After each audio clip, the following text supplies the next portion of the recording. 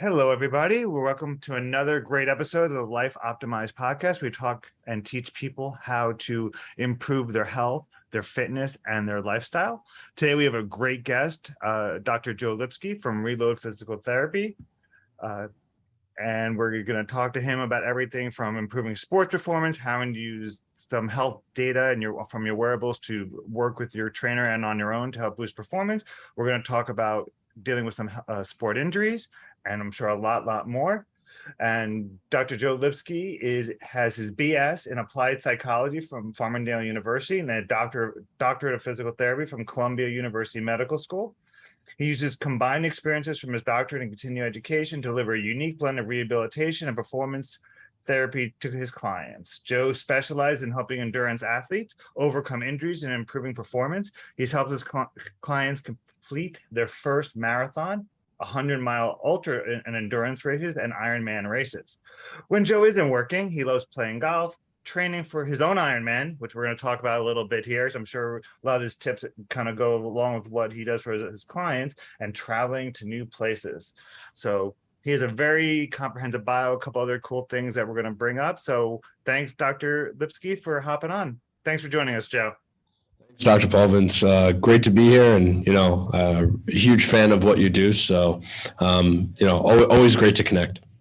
Great. So let's kind of go back. As you kind of mentioned in your bio, you're not only the therapist, you're also a client. So you're into ultra endurance race. I know you've been training for some triathlons. So, what got you involved in wanting to be a physical therapist and also work with athletes in terms of boosting their athletic performance? Is there something, were you an athlete in high school? What kind of got this whole thing rolling for you? Sure. So, I was a soccer player in high school. I played in college, and in college, like most people that get into the field, I got injured, and I started working with a physical therapist, and the physical therapist for a living got to work with athletes. And at that point in my journey, I'd realized I was probably not going to go professional. So I was like, okay, well, this physical therapist gets to work with athletes. That sounds pretty good to me. I've always had a passion for helping people and working directly with people. So I very much gravitated there. But while in school and while doing like internships, I realized that there was a huge discrepancy between the care that was being provided to people that wanted to live an athletic or, active life, and the things that were helping them get back there. So while I was in school, I had this desire to figure out, okay, well, how do we help provide the level of care that athletes get to the general public? And I found myself going out to Scottsdale, Arizona to work at a clinic called Exos. Exos is known for, their sports performance blended with rehabilitation, specifically getting the upcoming class of college graduates ready for the NFL Combine and entering the NFL. And they had a really unique blend of not just the physical therapists that understood strength training, but also their performance coaches that understood rehab. And it allowed these professionals to work really well together. So I really gravitated towards that, and I thought, okay, well, how can we bring this type of care to the public? And I met the founder of Reload, Dr. Ryan Chow, and we were close while going to school, and we had a very like-minded approach to how we wanted to help people. And look, I think majority of us that are athletes growing up have this super special dream of going pro. That not that it's unrealistic for everyone, but I'm sure genetics plays a large portion. And if you're not dealt that hand, how can you still enjoy those sports that you like playing in the context of your life? And, that's really where we wanted to bring this is, okay, how do we provide this level of care to people that are trying to be active, trying to improve their performance? And, I'm just like anyone else. So how did I get into endurance racing? I needed a goal. I needed something new to train for. I wanted something different. I wanted something that was also linked to optimal health and longevity. So I started learning about cardiovascular training from Lance Parker. I'm sure you've heard of Lance. He's one of the founding trainers on the Mirror. He used to be a pro soccer player as well. And I started learning about this cardiovascular training. Everyone does cardio. Everyone like knows what cardio is. But when you really do a deep dive into cardio, you realize that there's really unbounded limits. Like the benefit to cardio is limitless. And if you just learn the specifics of what it actually does to the body in terms of how hard you work, how long do you work, what's your heart rate doing during that time, you can target specific adaptations in your body for healthy longevity. So I figured, all right, let me just go for it and sign up for an Ironman race. And I fell in love with it a couple of years ago. And ever since then, I've been doing them on my own, helping a ton of clients with it. And that's kind of how I got to where I am now. Like I said, I think kind of how I became a doctor. I had my own complaints and I wanted to see in doctors and healthcare what I didn't see when I was a patient. So I think that leads a lot of people to where their goals are.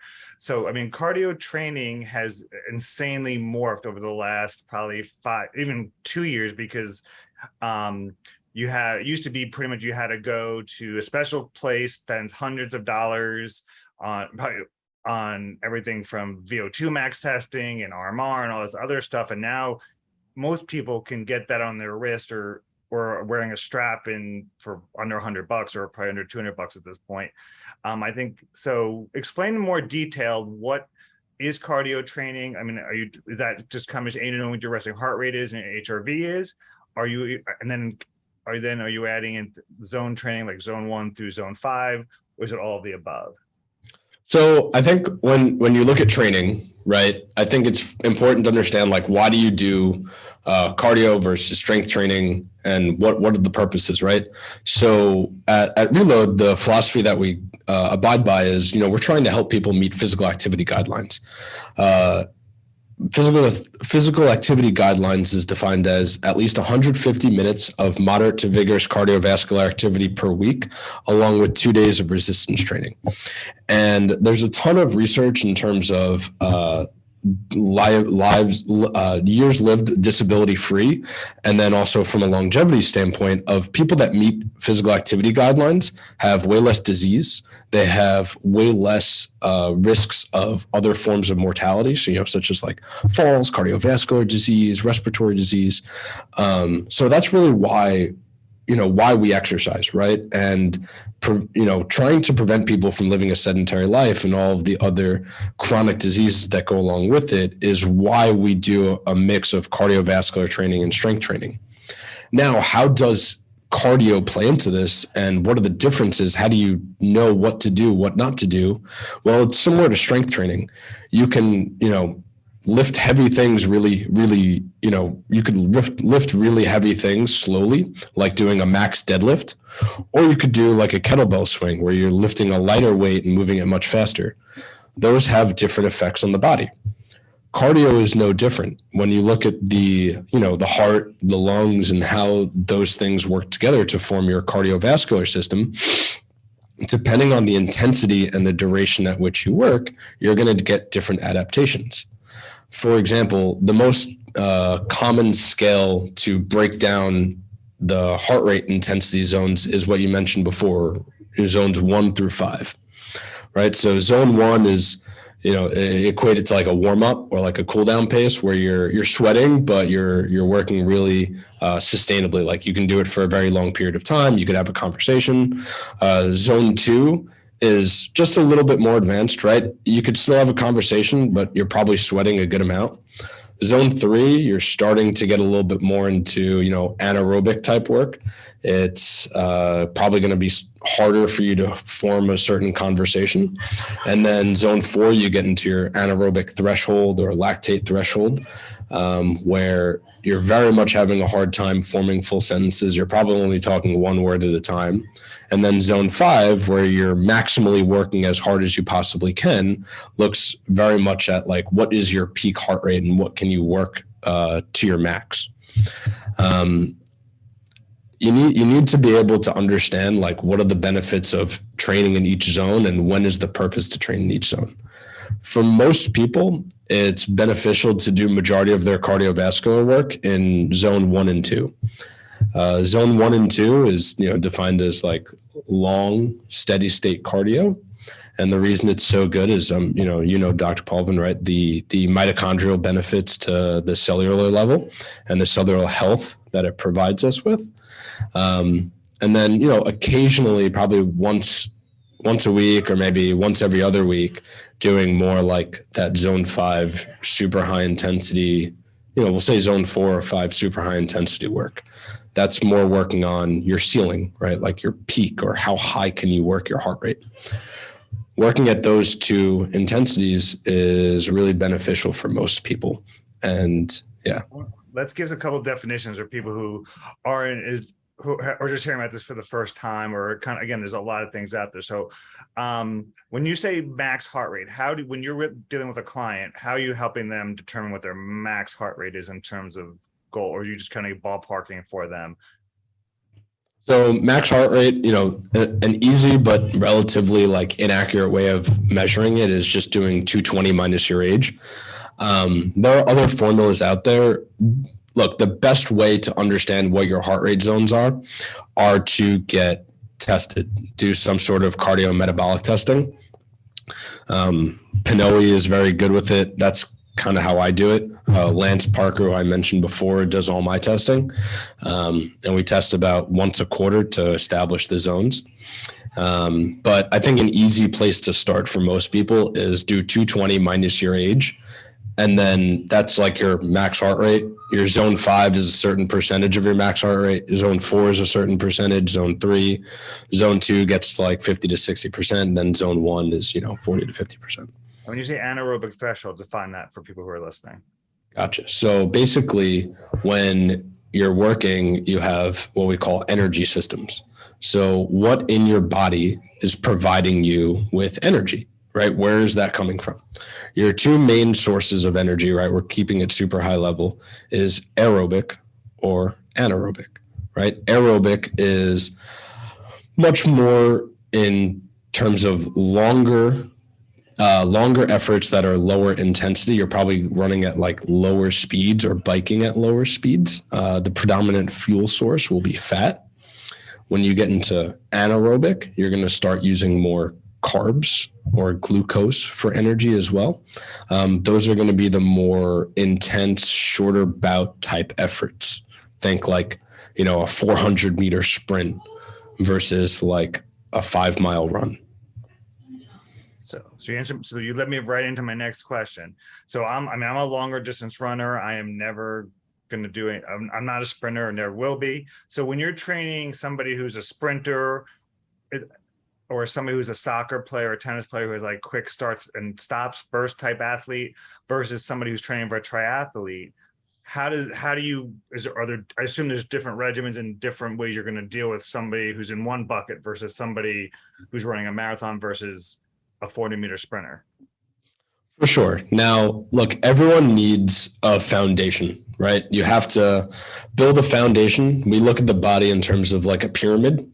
You need a very large base of the pyramid to build a high peak.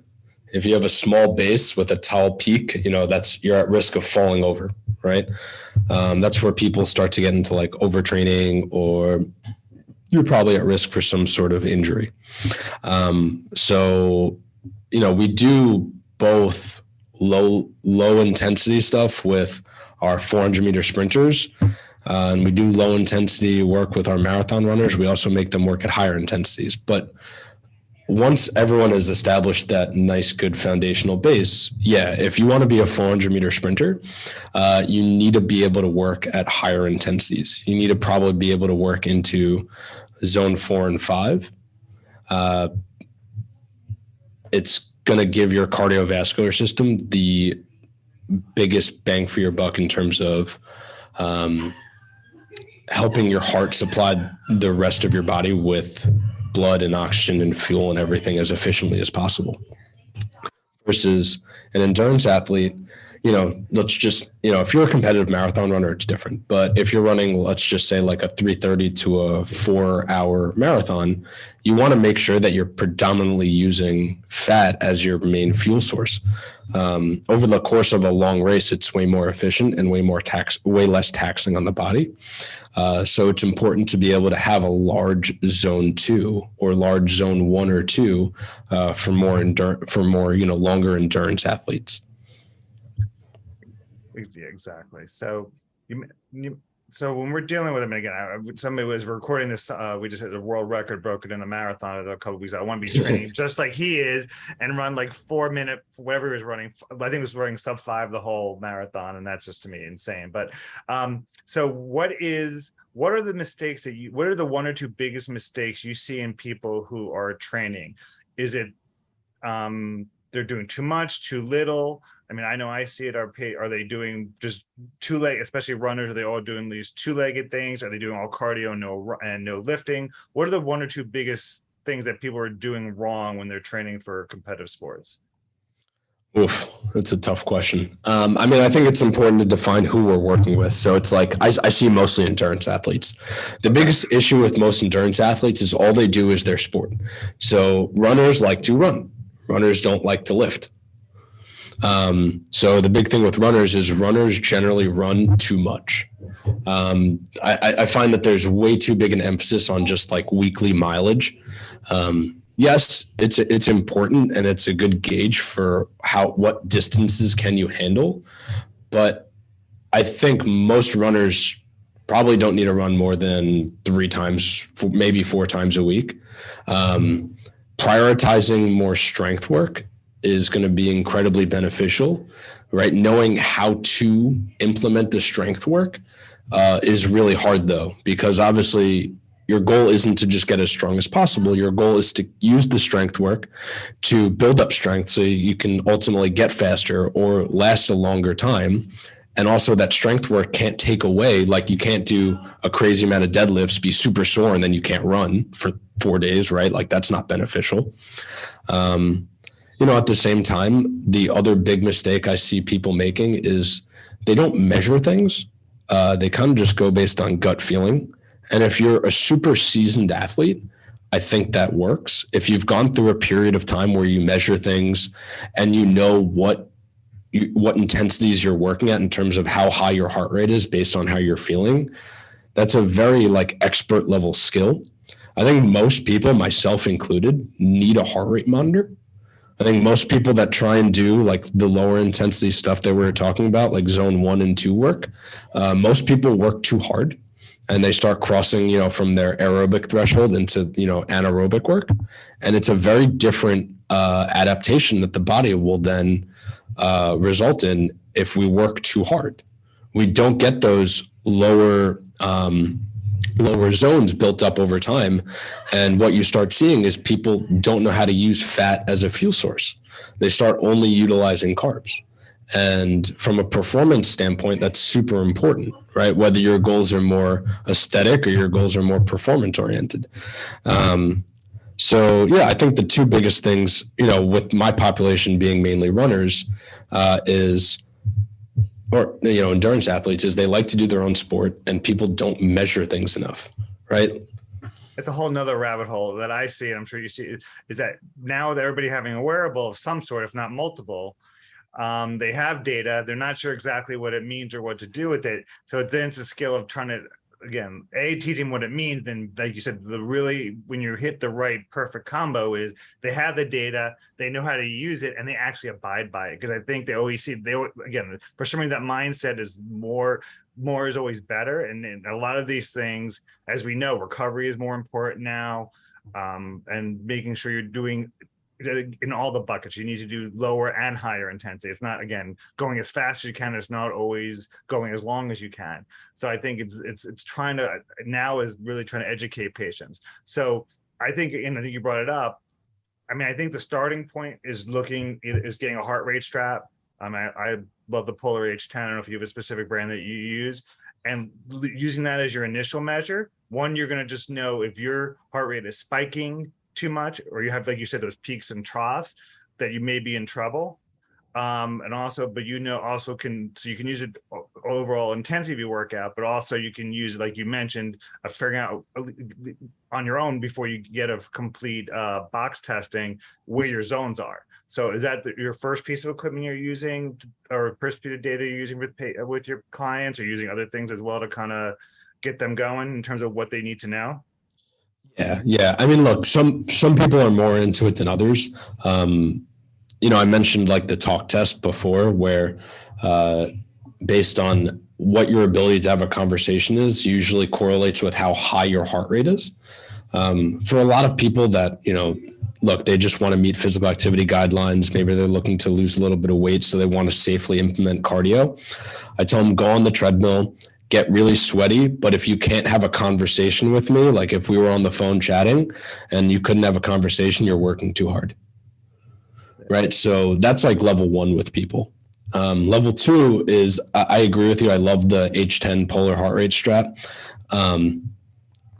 It links to, and then I like the Garmin watch too. I think it gives me a lot of good data, and they link together really nicely. Once you have that strap in the Garmin, it gives you your heart rate zones. Like it kind of will give you, based on your height, age, and overall fitness level, it'll give you like an average of, based on everyone else that's like you, here's what most people's heart rate zones are. And that's a really good place to start, right? Because you start developing the skill and awareness of how hard am I working? And based on how hard I'm working, what zones am I in, right? Like for me, like a lot of athletes, I was a zone 3 monster, where I would keep crossing over into that anaerobic zone, and I wasn't used to working at lower intensities. And going through this process, it was a huge eye-opening experience that I could actually work a little less hard and get more benefit. And I saw that translate into a lot of areas of my life. And I think that's why I'm sticking with the training and this kind of training is like, I think I deal with stress better. I sleep better. My energy levels throughout the day are way better. And, I'm training for Ironmans, but I'm also not training like 12 hours a week. I have a pretty demanding job. I work out probably like 5-6 hours a week. And when you know how to do things right, you actually don't need to get the same amount of time in that your race is. Look, when you start peaking, you do, but for the most part, you don't. Work out smarter, not harder. And you also have the advantage of I've been to your location. You have every piece of equipment you ever could use. So you're right there. You have no excuse not to work out. Does the Garmin give a lot of the data that the other wearables like an Apple Watch has as well? Or is it pretty much just give you the zones and the heart rate? The main thing is the Garmin will give you live data, and it'll tell you what zone you're in addition to what your heart rate is. I find that the Polar Watch is also pretty good, but the Apple Watch just tells you your heart rate. So you have to then know your zones while you're training, which again, it could work if like you're that good at memorizing it. That's fine. For most people like me, I just like knowing, am I in the, gray, blue, green, orange, or red? It's another thing to think about. So unless you're really good at it, yeah, it makes perfect sense. You mentioned, I've tried lactate testing. You mentioned it really briefly. When I tried to do I've tried it twice. I looked like I was attacked by vampires. You're trying to finger stick yourself. I don't know. Next time I do it, I have a couple colleagues in the city who do it. Is that something you do on any of your clients? Is that something that, I know it's pretty much advanced. Once you've kind of gotten the zone thing managed, you want to know your lactate thresholds and things like that. Is that something you utilize a lot? I actually don't think lactate threshold is a great thing to test via a blood lactate sample. If you're a cyclist, that's fine, because you generally do the test while you're on the bike, and it's easy to like finger prick yourself or like prick your ear. I'm trying to imagine that. They're good for them, yeah. Right. But like when you're running, you have to literally stop running. Your heart rate's going to come down, and that's going to affect the test. That's actually why I like testing with Lance doing the Pinoe, because you don't have to stop anything. And there are a lot of other similar markers that'll give you that same data, like, ventilatory threshold, where like your breathing will start changing, or, looking at The rate at which you expel carbon dioxide relative to how fast you're breathing will also tell you those things, right? So there's a lot of different ways to get the measurement. I like the Pinoy too, because it's just, you don't have to prick yourself either. Like, you're wearing a mask, so it's measuring how much CO2 you're outputting, and that'll kind of tell you like what's going on in your blood. No, it's one of those things now I see if you listen to the high-end trainers who do a lot of endurance athletes, they're either in one camp or the other. Like, you have to do it this way, you have to do it that way. And just both get you the same place. Like you said, it's just a question of what's easier. And lactate testing, unless you really know what you're doing, can get very complicated. And like you said, sometimes results aren't as accurate as they probably could be. So you meant in terms of recovery is important. You mentioned the fact of, again, overtraining, use that word a lot, where patients are doing too much. Do you encourage recovery? Do you have what favorite tools you have for recovery with your clients? Yeah. So when we talk about recovery, right, I think it's important to like define it a little bit. So there's this thing called the stress recovery adaptation cycle, or the GAS cycle, right? Like where if your baseline is, let's just say, you feel at 100%. After you work out that next day, you shouldn't feel 100%, right? You stressed yourself. You should probably dip down to like 80%. So you can't do the same things that you did the day before that next day. So now we get into the context of, okay, well, what is recovery? How do you get from 80% back to 100%? Right? Obviously, like, rest is a part of it. Sleep is a huge part of it. Nutrition is a huge part of it, but also the type of workouts that you do, right? Because you can't just work out and then wait till you're 100%. The key with working out is consistency and being able to do more. So at Reload, we take the polarized method of training, where you do basically a high day, which high intensity refers to days where your heart rate probably gets up into like zone 4 or 5 repeatedly, and or you stress out your central nervous system a lot with stuff like sprinting, where you're moving at very fast speeds, or lifting very heavy where you feel pretty exhausted afterwards, right? Those are things we define as high intensity days. The volume at which you do might be also another way to categorize it. But then after that, you need to do what we call low intensity workouts. This is where stuff like zone 1 or 2 come into play. Zone 1 is more recovery, way more recovery than zone 2. I wouldn't even consider zone 2 recovery, but doing stuff where your heart rate gets up, but you're not crushing yourself. So just from an exercise perspective, this is why you can't do, stuff like Barry's Boot Camp or Soul Cycle, or these really high intensity group fitness classes 5 days a week. Like, you will burn out, you won't last. It's just a matter of time. No matter if you last 6 months, 3 months, 5 years, it really doesn't matter. You eventually won't be able to sustain it. So when we look at recovery, right, we define it as, what do you need to do to be able to get back to 100%? And not that you ever need to be fully at 100%, but at least it gives us like an operational way to define like what we're working on, right? So one of the biggest things that we look at for recovery is just, what does your program look like? Like, or for everyone else, like, what does your schedule look like?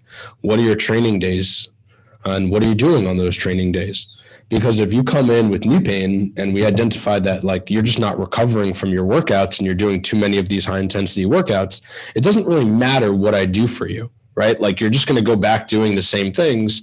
And it doesn't matter if I try to get you stronger, you're not going to be able to adapt to that stimulus and recover. So the first thing is, we look at everyone's program and we tell people, we have to educate people, look, like, you're probably trying to do too much. And this is how you need to change up your workouts. And that's really, honestly, I think that's like 90% of it. Obviously, if people aren't sleeping, that's a whole nother issue. And if people aren't eating, that's a big issue as well. But looking at people's big program is super important. Lifestyle, I mean, like you said, it's all about the foundation. Lifestyle, if they're not sleeping, and which is a big part of recovery, and the hormones need to build muscle, or they're eating whatever their diet is, they need that protein intake. A lot of what you're doing is going to be a lot tougher to do. In terms of you mentioned the term maxing or max workout. This is kind of, you talk to 10 different trainers or therapists, they give you 10 different answers. when is your goal with somebody for them to be doing their max weight until failure? Are you happy if they're just hitting their max a little bit less than that? What is your, when you're trying for somebody to get their max workout on that day, what is your goal in terms of their lifting? Again, some it seems to be the older school trainers, they're, you must lift heavy and you must lift to failure where you can't like move your arms. And some other, it seems like other trainers are like, hey, if they get to 6-8 reps at their max weight or close to it, I'm content with that. Well, it depends on the person and their goal first and foremost, right? Like, if we do have people that compete competitively for powerlifting, and look, if you want to compete competitively, you have to lift heavy. But if you're not like a competitive in any sport and you're just exercising for general health, I think we as healthcare and fitness professionals have to ask ourselves the question, like, what is health? What is optimal health? Can you define it? And you can, but the caveat is health isn't an outcome, health is a journey, or the journey is the outcome, right?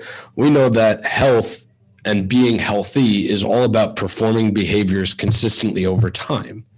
So when you look at what behaviors we need to perform consistently over time, we look at the acronym SNAPS, right? So S is smoking, N is nutrition, A is alcohol, P is physical activity, and then there are 3 S's where you have sleep, stress, and social connections. So we'll narrow down to our conversation of physical activity. Most people don't need to max out in any strength context.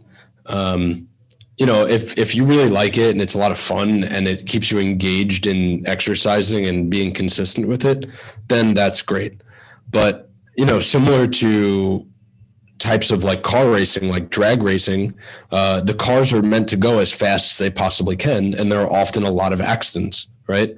The closer you work to your max intensity, whether it's lifting heavy weight or running at high speeds, you're going to be more at risk for injury.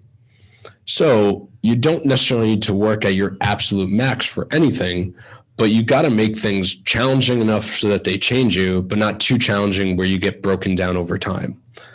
So we do have something called Barbell Club at Reload, right? And the Barbell Club is meant to help people develop strength. It's great for a lot of my runners. I have a lot of my runners do it. And we've, developed ways to test people safely.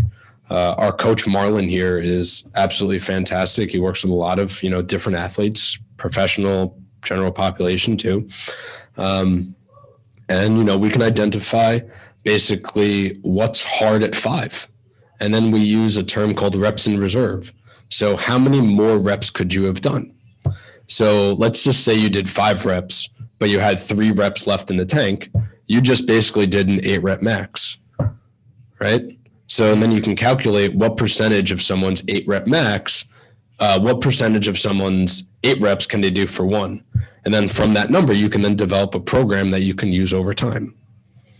So, to answer your question, obviously not as straightforward as you'd like. I don't think anyone needs to like go to the gym and see, and like the goal is, all right, how much weight we're lifting off the floor today? Like, let's lift as much as we possibly can. I think it's, how can we keep you healthy? How can we find something that's challenging enough to change you and it's meaningful towards your goals? I don't think anything in the training space or the workout space is A or B. I think it's definitely just knowing what the options are and finding what works best for you. And like you said, if a power lifter is definitely training differently than a ballerina. There's gonna be some core principles there that are the same. Probably that power lifter can bench press the ballerina, but besides that, it's different. But there's some core principles. And kind of when you talk about the core principle, I know I see a lot on your guys' social media is, again, lifting is important, but it's also doing specific exercises and working specific body parts to optimize your performance no matter what your goals are. So, and one thing I want to talk about, which I don't think it's enough put information out there, is the importance of doing specific things in terms of leg range of motion. I know you guys also do a lot of things actually at the feet and the ankles, especially with your runners. I think for some reason, I mean, again, you always talk people at the gym who have like the bird legs and stuff, but how important is it especially for endurance athletes, to be doing specific techniques and exercises for the feet, the legs, and even at the ankle mobility? Yeah, I find that the feet are often very neglected. And look, I think like it's not about specific exercises per se, but it's about developing, certain foundations within the body. And some of those foundations looks at like foot strength, ankle, like lower leg strength, right? So we'll take the context of runners into this example, right? So, all right, what is running? So we define running as basically you're never on 2 feet while moving forward, right? You're basically jumping from one leg to the other. So then let's just keep reverse engineering. What goes into that, right? So if you're always on one leg, well, can you balance on one leg? Do you have single leg balance? Okay, well, then you're also jumping from one leg to the other. Jumping requires strength. Do you have single leg strength? And then you could just break that down farther, right? Okay, well, what goes into single leg strength? Do you have strength at the feet? Do you have strength at the calves? Do you have strength in the quads, the groin, or abductors, the glutes, right? And then can you put it all together and jump from one leg to the other? That's going to look more at like, that musculotendinous junction. That's more like elasticity, right? Can your tendons quickly stretch and then quickly shorten without becoming compromised? And then, where we find that most people lack is we just go on Instagram, we look at what everyone's doing, and basically what everyone isn't doing is what they probably need, right? So we look at what's trending, and whatever is not trending is probably what people need. So fitness influencers aren't always showing us the right stuff. It's not that they're showing us the wrong stuff. It's just they're not showing us everything, right? It's not cool to show sometimes either, but well, yeah, look, training your feet definitely isn't sexy, but it's important. And when you look at the function for the episode, there you go. Yeah. So, look, so for example, like the foot and lower leg is very, very neglected, right? But when you look at runners, each time you land in running, you basically have to absorb 4 to 8 times your body weight with each step. The only muscle in the lower leg that's actually capable of helping us absorb that force is the soleus. The soleus is a smaller muscle in the calf. It's generally behind the gastroc. People, when they work it, they'll feel it like a little bit lower down in their lower leg and on the outside. And it's a super important muscle for force absorption, and it's highly neglected. It's best worked when you're on either 1 or 2 legs, your knees are bent to about 30 degrees, and you do calf raises while maintaining that range in your knees. And there's ways to progress it. There's ways to do it differently depending on if you have other injuries or other things we're working on. But that muscle is hugely neglected. And I guess, I'm pooping on social media, but I just posted about it with one of my colleagues, Jenna. So we did a whole series about it on my Instagram. No, there's a couple, man. You guys have posted, a couple other therapists will post about the importance of it. And again, and then I see it on the other end where then they're coming and their hamstrings or their glutes their hamstrings and their gastrocs are tight. They have no ankle movement whatsoever. And they're wondering why they have pain, especially if you're a long distance runner. If you can't push off on your feet, then you're going to have a hard time. You're going to use other muscle and you're just going to not do well. So it's important. And it's something that if your trainer's not working with you, you better figure things out there and reassess things. So what's great about you actually is that not only you just reload work on athletic performance, but you also can help athletes if they have some type of injury going on top of that. So we talked about the legs. So let's talk about the 2 other things that I always see, and I'm sure you do as well. Let's start with the shoulders. In terms of what's the most common issue that you see with just not even do high performance athlete, the general athlete that they're doing wrong in terms of the shoulders? Is it they're not working on range of motions or something else that they're not doing that they should be paying attention to? So the biggest thing with the shoulder is I feel like no one has a shoulder mobility issue. If you look at the shoulders is one of the most mobile joints in the body. And if you look at what holds the shoulder together from an anatomical standpoint, you basically have the labrum, you have some ligaments that hold the shoulder in place. And then you have a ton of different muscles that attach from the shoulder to the shoulder blade to the rib cage and different parts of the body. So when you look at the shoulder and what provides it its health and its function is large majority of the muscular stability or the dynamic stability that the muscles create. So you need to train your body in accordance with that. And it really doesn't matter if you have a labral tear, a rotator cuff tear, impingement is another great word, which has been completely debunked in terms of, is it actually an issue? Yeah. Okay. Learned something new today. You need to focus on the dynamic stabilizers of the shoulder. But the key thing with the shoulder is the shoulder is only going to be as stable as the shoulder blade. The shoulder blade's only going to be as stable as the rib cage. And the rib cage is only as good as the rest of the body is functioning. So the key to the shoulder is looking at the dynamic stabilizers, but then looking at the rest of the body based on the activity that you want to be able to do, right? So I work with a lot of golfers and they'll develop shoulder issues as well, or elbow issues, right? Actually, like your hips and feet are probably more important to look at if you have a shoulder issue than anything. And when I was in school at Columbia, actually, we did a research study looking at baseball players, and we found that people that had weak hips were more at risk for shoulder and elbow injuries than people that had like weaker shoulders. So it's okay. So that's, I mean, this is all new to me. So the way the body's connected makes perfect sense. So it's not just about, okay, so testing rotator cuff strength, making sure the four rotator cuff muscles, it's again, right. We do look at is the motion of the scapular with the thoracics and the spine and the rib cage, as you mentioned. But is the lower half the most important in golfers? Is that all athletes in general? It's all athletes, right? And not to say that it's not important to look at the shoulder blade, and the thoracic spine. It definitely is. But if a large majority of the force that you're producing comes from your legs, right? Like a pitcher, you look at any pitcher, right? They're generating a large amount of their force from their legs, and they're just transmitting it through their arm, right? So yes, an injury might pop up in the arm. But is it because that shoulder isn't strong enough, or is it because their body is actually forced to produce too much force with that arm, and they're not able to access other things like their hips and their feet? So again, I don't know. It's not that straightforward, right? But we find that a lot of people with shoulder issues, they often do a ton of shoulder strengthening exercises, like they do their I's, their Y's, their T's, their banded rotator cuff stuff.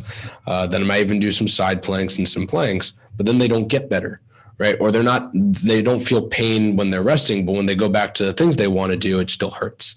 And it's because you have to look at these other things and how they work into the equation. Does that apply to some? I mean, again, you probably see it as well. I see that. They have a small partial tear in their supraspinatus, or a small partial tear in the subscap, or even labrums may be different to a certain extent. So you're saying that even if somebody has a small tear, it's still you want to use some intention in the shoulder, but it's a full body approach no matter what. It's not just inject the shoulder. Let's put more cortisone and more PRP in the shoulder. You still got to do a full body approach for that person, no matter whatever level they are as an athlete, to get them better in most cases. Correct. Like pain is independent of function, in my opinion, right? Yes, the two are related, and generally the better you can get someone to function. And when you look at function, you have to look at strength, mobility, coordination and stuff. But when you look at pain, yes, sure, cortisone is great for pain, but it's temporary. And often when you go back to the activity that you want to do, you have the same issue. Really what it gets at is like the body's not like a kitchen sink, right? There's a great article in ProRepublica written by David Epstein, and the article is labeled, when evidence says no, but doctors say yes. And what it looks at is, okay, there's a lot of like conventional theories that we've had about the body. The most common one looks at things like how the cardiovascular system was once looked at like a kitchen sink, where when there's a clog in one of the pipes of the sink, that's going to cause, stuff to get backed up. And if you equate it back to the heart, that's the things that cause heart attacks, right? So what did we invent? We invented stents. Okay, but we started putting stents in a ton of people's arteries because we thought that cholesterol or stuff was clogging the arteries, but then those stents actually didn't prevent a lot of heart disease or heart attacks, right? So it just goes to show that the body isn't as straightforward as the kitchen sink is. So when you take that into account for orthopedics and you look at the research about people with certain shoulder injuries and when they get surgery versus when they have a conservative approach, most people 2 years after a rotator cuff are actually in the same place, whether they had surgery or not, as long as they rehabbed it properly. The key thing was the rehab good? And look, there's a lot of bad rehab out there. There's a lot of bad physical therapists out there. So I'm trying to help the problem just as much as anyone else. But basically, it's just things aren't as straightforward as like what's in an image, right? Just because you have a rotator cuff tear or a labral tear, it's not like a death sentence. It doesn't necessarily mean anything, right? And we've worked together on patients that we've helped them avoid surgery many times. Exactly. So led me in. Yeah, no, I mean, I'm gonna jump on my soapbox a little bit. Yeah, I mean, there's certain things where you're gonna get good. You're gonna be good no matter what you do, who you're seeing, and there's not a huge gap in quality. Physical therapists, there is a huge gap, and in terms of poor quality versus high quality.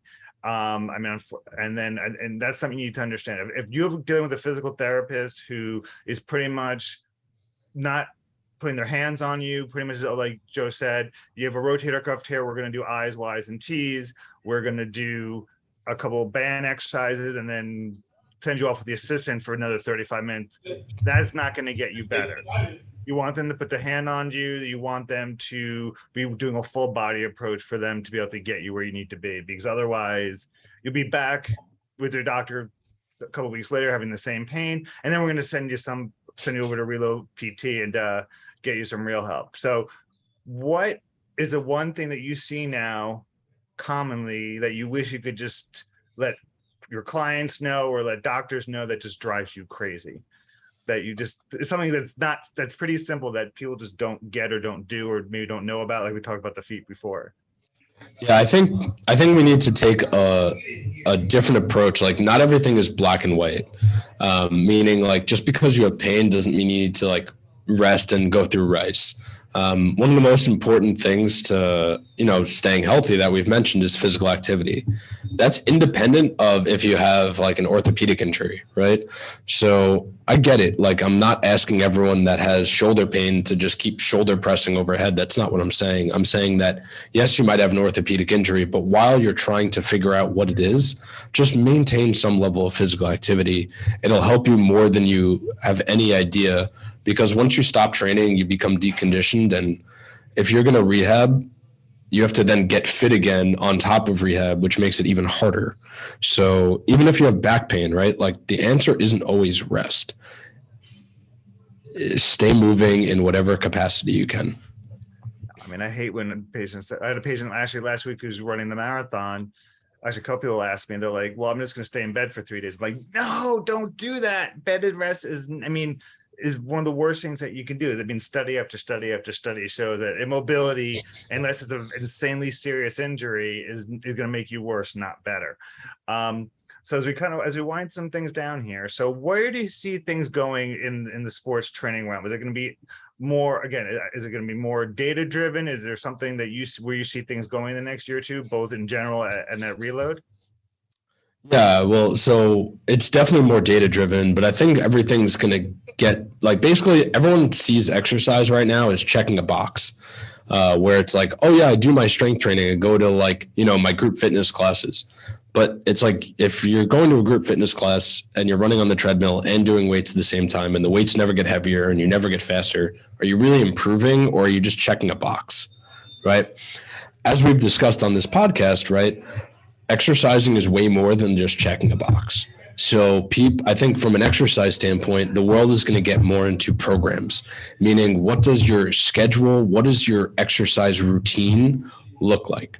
And how does your whole program affect what your goals are or what issues you're currently struggling with? Whether that's an orthopedic injury, whether that's a chronic disease such as high blood pressure, high cholesterol, or diabetes, right? Because either you're doing too much, you're doing too little, or you're trying and you're doing your best, but you need to just learn how to do things a little bit differently based on your body and your history. So, the field's gonna get way more educated, and it's gonna be more program oriented than anything. I agree. I think that's where we're going to, overall health as opposed to just focus on injury. And I'm not sure if you do it or not. I just want to get your opinion on, what is your opinion on these telehealth or tele-PT sessions? Is it something that's useful for most patients now, or is that something that are the tools really good at this point where you can assess range of motion, or is this something that still needs a lot of work to really be successful? It's definitely great, especially for people that don't have access to quality physical therapy in their area. I see people all over the world. I have people in London, Singapore, South Africa, different parts of the States.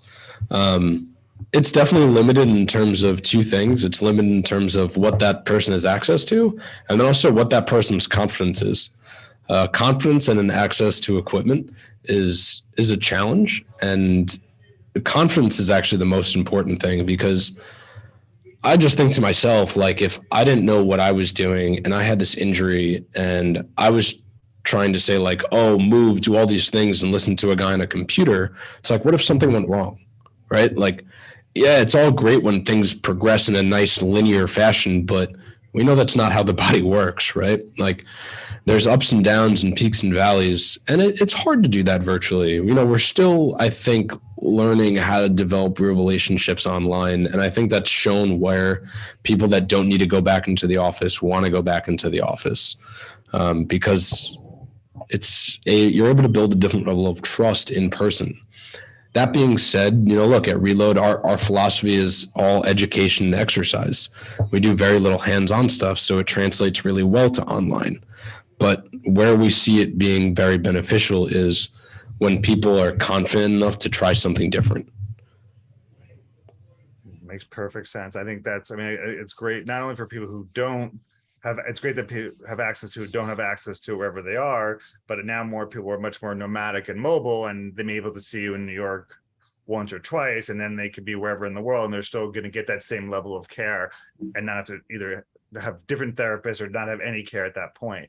So we've talked, I love Reload PT. I've been there several times. I sent my clients there. So tell us how they can find you guys, what you guys offer, and how, if they have any questions specifically for you, how they can reach out, and what do you guys have coming up? For sure. So, our company's name is Reload Physical Therapy and Fitness. We offer both physical therapy and different fitness services. Our goal is really to help people live sustainable lives and to help people meet physical activity guidelines. So most of the people that come to us come for pain and injury. And then the people that stay and want to train with us often transition to our fitness services, where we have one-on-one training, or, we love our small groups. We find that a lot more people do better in smaller groups of 4 to 6 people, where they can still get more individualized attention, and everyone's on a program. Like, when you come into Reload, you're not just coming in and doing your own thing. You're either working with a PT, you're working with a trainer one-on-one, or you're executing a program, and you're coming in for a class as a part of your program. And we get people on the right track in terms of, this is your program, this is your schedule, this is what you're doing. If you want to get in touch with us, I recommend going to our website. You could fill out an inquiry form. I'm the director of client care here, so you're going to talk to me before you even come in. If you want to get in touch with me directly, my email is joe@reloadpt.com. I'd recommend following us online at reloadpt. Or you could follow me as well at Dr. Joe Lipsky. We just try and be a source of education and a reliable source of information on Instagram. That's really what we're trying to do. Definitely check out their content on Instagram. I don't know if you guys are on TikTok yet, but it's definitely very right. TikTok too. Come on. Things you never thought you'd be doing in PT school, or you're now doing. At least you're not having to do dances or anything, but you're good there. But there's really great content, and it's very informative, very quick, how you'll think that you actually need, that are going to apply to everybody out there. So thanks to Dr. Joe Lipsky from Reload for helping us out today and give us great input. We're going to put all his links in the show notes when this comes out. And thanks again. Thanks for joining us. It was great. My pleasure. Thanks for having me, Doc. Always great talking to you. Talk to you soon.